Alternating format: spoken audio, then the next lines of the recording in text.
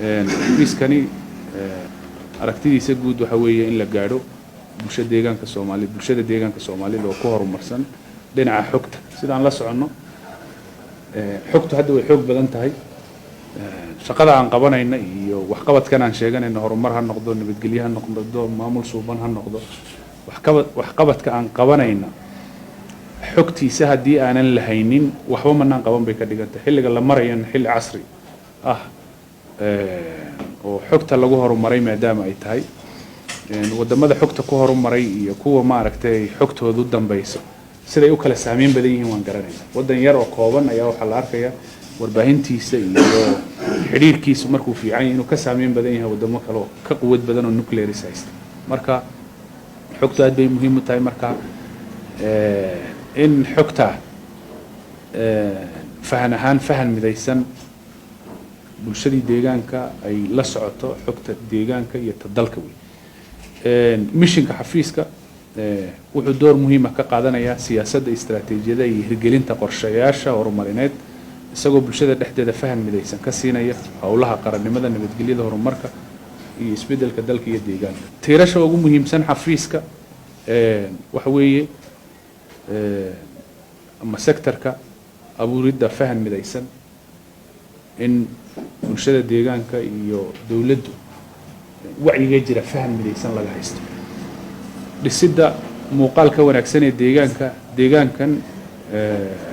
in muuqaalkiisa wanaagsan xafiis laga dheehan karo uu noqdo xog ahaanna u hayo ciddii u baahan xogtaana muuqaalka wanaagsan ee deegaanka bridge-kii gudbinaya dhinaca horumarka nabadgelyada maamulka suuban iyo waxqabadkii dawladda oo dhan inta la wanaajiyo in deegaanka muuqaal wanaagsan sidii looga haysan lahaa inuu xafiis ka shaqeeyo kor u qaadidda iyo kobcinta awoodda sektorka warbaahinta tan dawladda iyo tan kale ee private-ka ahba labadaaba isaga oo isu dheelitirayo ayaa waxaa loogu talagalay in uu u diyaariyo capacity ku filan warbaahinta deegaanka ka shaqeynaysa inay lahaato anshax ahaan iyo karti ahaanba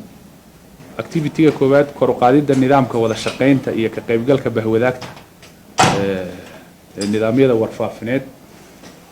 qorshaha waxaan ka duulaynay 10 sano baseline-ku mar walba waxaan ka duulaynay 10 sano halkee baan hadda taaganahay target-ka marka loo eego sanadaha nooga dhiman 10 sano halkee baa inaan gaadhna ay tahay hadda halkee baan gaadhnay maxaan ka gaabinay way shaxday ku caddahay baseline-ku 65 buu ahaa inaan ka qaadno target-ka aan gaadhnana inaan gaadhna aan rabnana waa 70 waxaan gaadhnay 68 labaan hoos uga dhacnay bay ka dhigan tahay sababo jiro oo xagga dambe aan ku faahfaahin doonaa awgeed kor u qaadidda nidaamka gaarsiinta xogta dawladda iyo hanaanka adeeg bixineed ee warbaahinta dhanka horumarka bulshada iyo xiriirka ama communication-ka target baseline-ku wuxuu ahaa 75 in la gaadhana way ahayd 77 baan gaadhno waan ka badinay bay ka dhiganta 2% kobcinta hogaaminta istiraatiijiyadeed ee ka qaybgalka iyo abaabulka shacabka 65 inaan gaadhnay ahayd 62 baan gaadhnay baseline-kuna 50 buu ahaa kor u qaadidda geedi socodka gaarsiinta xogta muhiimka ah iyo nidaamka dabagalka taageerada sektorka warbaahinta 40 buu baseline ku ahaa 50 inaan gaadhna ayay ahayd 48 baan gaadhnay casriyeynta qulqulka xogeed ee ku salaysan hanaanka falcelinta xiriirka iyo daraasadeynta baseline-ku 70 buu ahaa 75 in la gaadhay ahayd 74 baan gaadhnay xoojinta iyo joogtaynta shaqooyinka kor loogu qaadayo muuqaalka wanaagsan ee deegaanka dabcan tiirashanada ayay ka mid ahayd taasi baseline-ku 80 buu ahaa 85 inaan gaadhnay ahayd 84 baan gaadhnay diyaarinta muuqaalada waxqabadka xukuumadda shaqooyin muhiima weeye waxqabadkooduna aad muhiim u yahay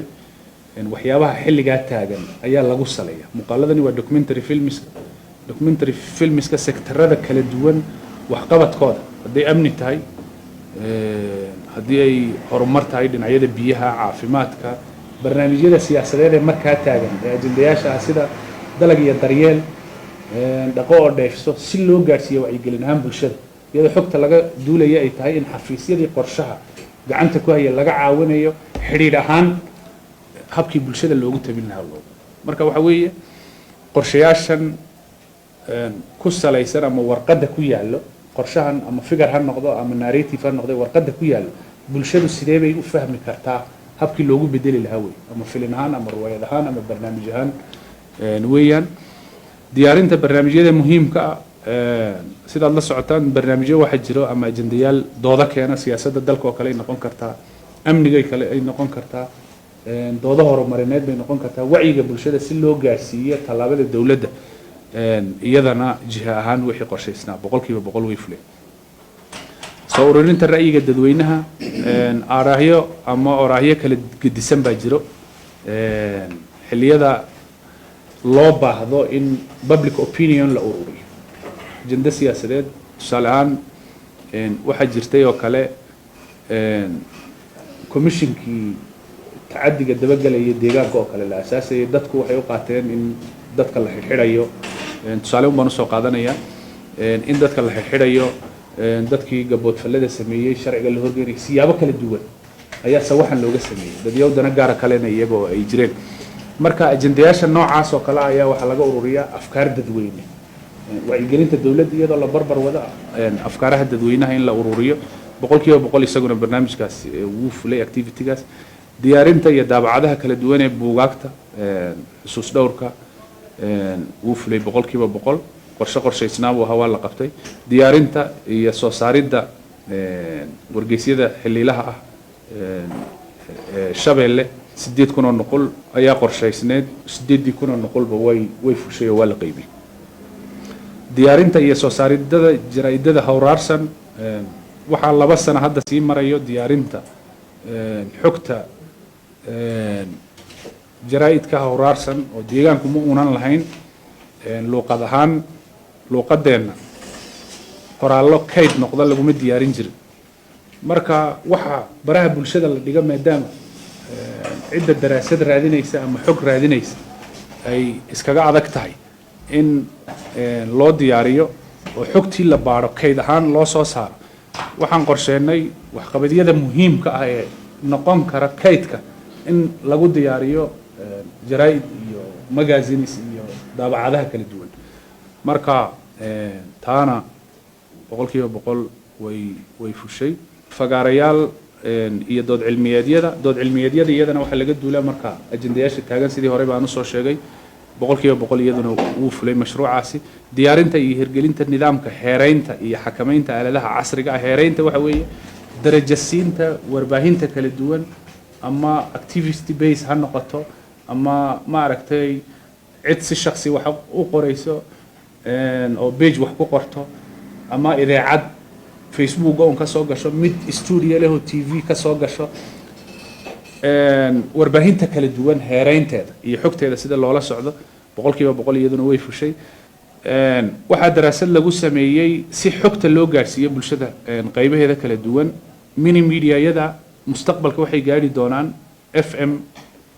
in loo guuro oo la isku xidho qalabka unbay ku xidhan tahay qalabkan hadda si ku meel gaara hadhow waa la xidhiidhin doonaa goobaha kilometriska ay isu jiraan haddii la isku soo dhaweeyo waa la xidhiidhin karaa marka 2 gobol baa hadda laga sameeyey daawa iyo doolo markii hore shabeelle iyo waxa laga sameeyey liibaan daawo iyo kuwii kasii horeeyeyna city waxa laga sameeyey